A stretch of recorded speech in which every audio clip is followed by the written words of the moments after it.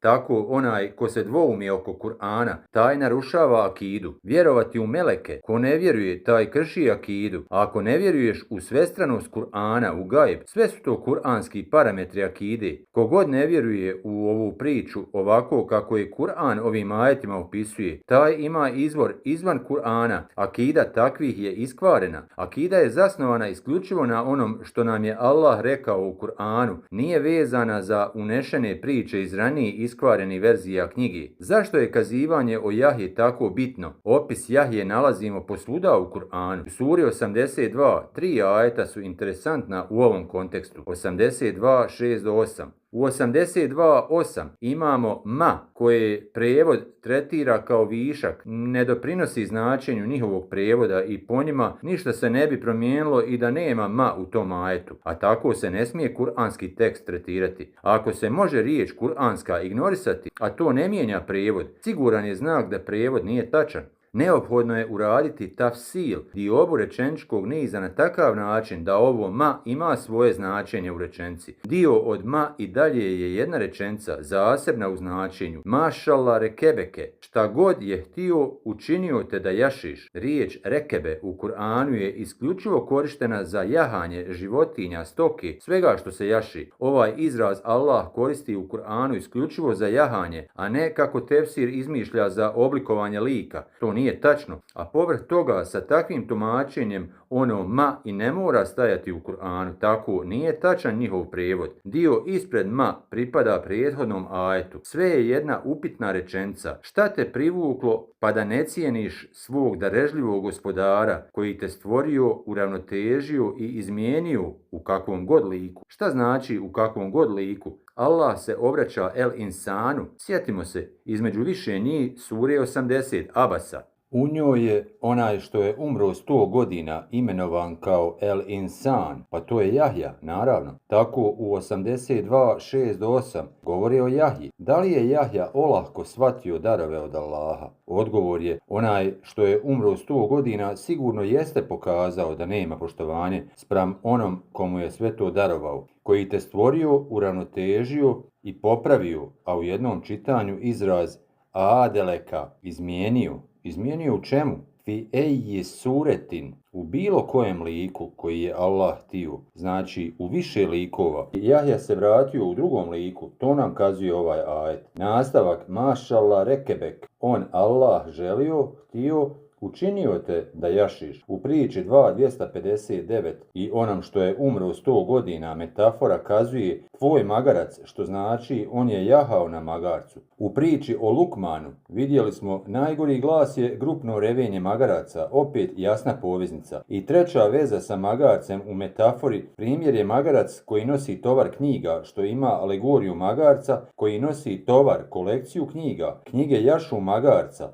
a on ga je učinio da jaši šta god se jaši u 82.8. Magarac na sebi nosi mnoge Jahje, je tumačenje ajeta. I vidimo, vrlo je izražena veza sa Jahjom i onim što je umro 100 godina. Da li se pojavio u više likova? Ajet to kaže, da. U suri 17 Allah se obraća Muhamedu. Avhajna nije objavljivanje knjige. Vahi je instrukcija, naredba za ljude koji trebaju nešto da izvrši, kao u ovom slučaju vjerovjesnik. Ne poslanik, nema grešaka u onom što se naređuje poslaniku. On je mahsum, zaštićen od pogreške. U ulozi vjerovjesnika nije zaštićen od greške. Naprotiv, u toj ulozi i vjerovjesnik je testiran testom slobodne volje, kao i svaki čovjek. U Kur'anu su brojni primjeri gdje su nebiji pravili greške i bili kritikovani u Kur'anu. U 17.74 Allah kaže da je Muhammed bio blizu da popusti njihovom pritisku i uvjeravanju. Šta bi to popuštanje značilo? Pa Kur'an je zaštićen, ali tumačenje koje su oni pokušavali izvući iz Muhameda, koje bi njima odgovaralo. Eto, to se misli pod ono naklonio bi im se malo. Zašto izmišljati o nama? Pa zato što bi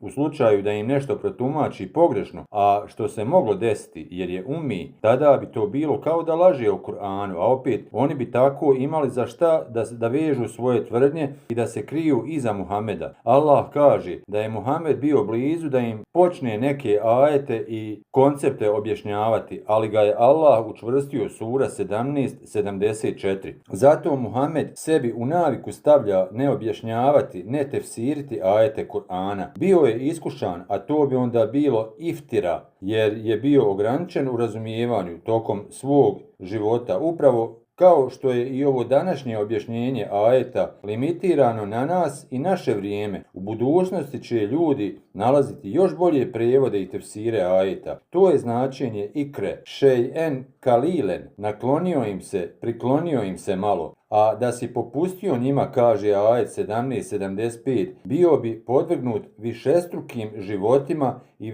višestrukim smrtima. Govori o onom što se desilo Jahji, zato je priča o Jahji veoma važna. Prvo Muhamedu, kao primjer i upozorenje da se vahij, naređenja, moraju sprovoditi na način kako se naređuju. Ako bi odlučio igrati slobodnog strijelca, ako bi se osjetio i umislio neovisnim kao Jahja, evo šta će se desiti. Onaj što je umro 100 godina, 2 puta živio u različitim likovima i umro više puta. Ozbiljnost ovog ajeta se vidi i u standardnom tefsirskom prijevodu. Oni prevode dvostruko, premda je značenje višestruko. Za Jahju znamo da je kroz to iskustvo prošao. Kur'an je jasan. Najvažnija pouka za nas je da vahij nije vezan za objavu knjige, poruke, već je instrukcija, naredba kako postupati za nekog ko treba nešto uraditi. Za vjerovjesnika uradi ovo, uradi ono. Ostvari ovaj cilj, nastavi i nadziri primjenu ovog ičtihad. Nema ništa sa tekstom knjige. Tekst Kur'ana je zaštićen jer je u toj ulozi bio Resul, Mahsum. Neko će reći da, ali to je jedna te ista osoba, pa i ne baš. Da li smo mi ista osoba kao roditelj i kad smo na svom radnom mjestu? Može biti da smo dvije neprepoznatljive osobe. Na primjer, narednik u pješadijskom centru za obuku nije ista osoba sa svojom djecom i porodicom. Uspjeh u poslu zavisi od toga da ne miješamo sebe kao oca u radu sa budućim vojnicima. Jasno, svi smo prošli kroz to iskustvo i imali razne uloge u životu. Poslanik je masum, nebi nije. Nebiju je data čvrstina, postojanost. U 11:120 je objašnjenje kako nebi dobija čvrstinu, postojanost. Iz priča izaslanika, ne znači poslanici, iako je Rusul je množina od Resul, ali u Kur'anu imamo primjer da množina govori o nečemu što jednina ne kazuje. Izaslanici su i vjerovjesnici i poslanici. Svi su Rusulen. Fuad, osjećaj, doživljaj, slika, razumijevanje, ono što vidiš i shvataš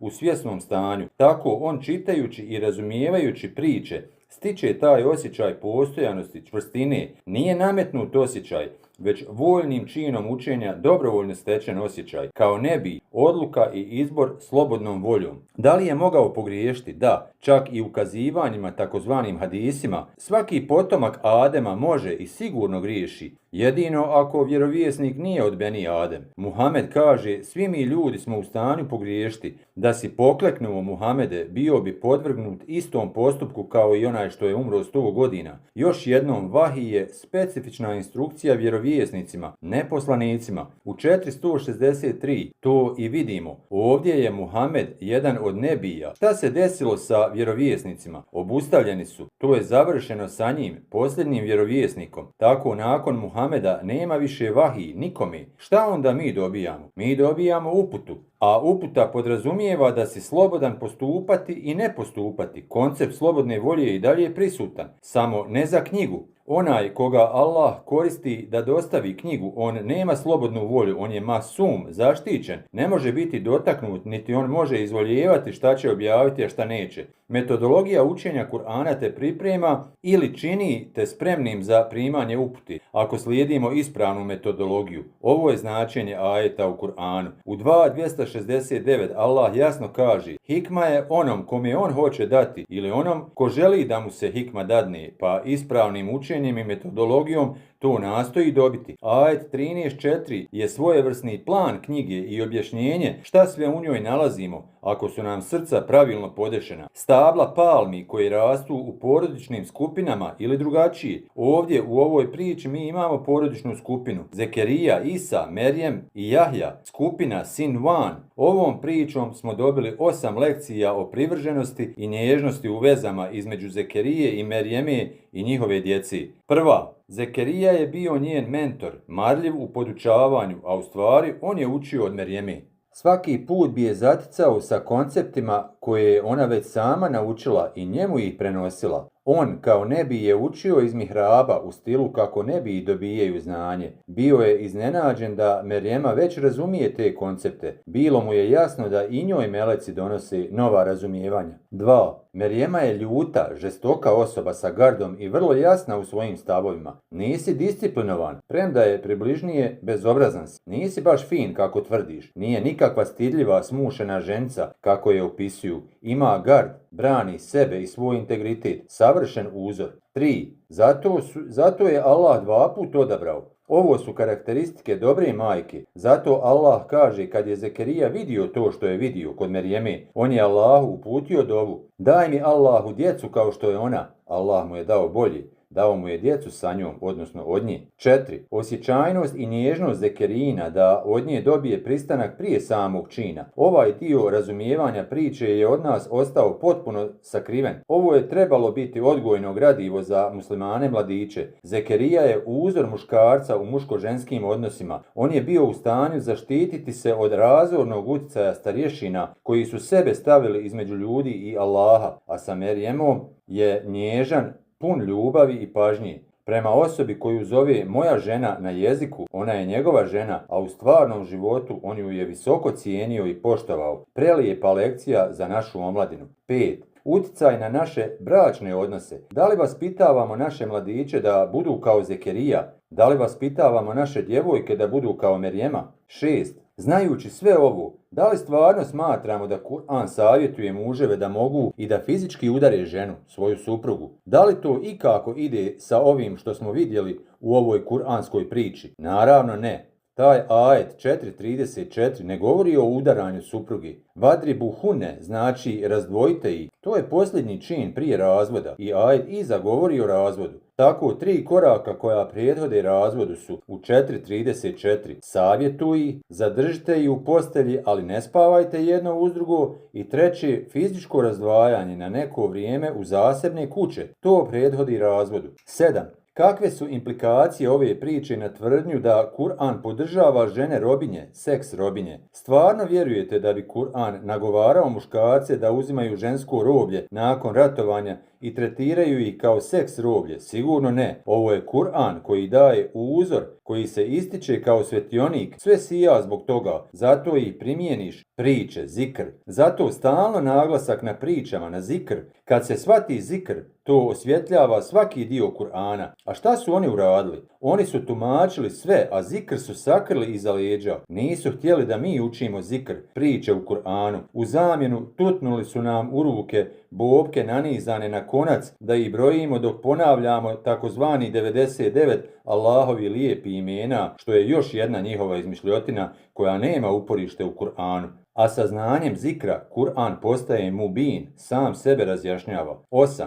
Tvrdnje o Muhamedu i Ajši od 6 godina i bračna konzumacija kad je imala 9 godina. Da li neko misli da bi naš poslanik to uradio curici od 9 godina? Ili da bi njen otac, koji je razumio Kur'an, koji je bio od ehli bejta, halke jezičkih metafora, da bi Ebu Bekr to uradio svojoj kćerci? Naravno ne. Sve su to laži zlonamjerno skovane da ukaljaju našeg poslanika. Kur'an je svjedok. Kur'an je nepresušno vrelo. Ikre.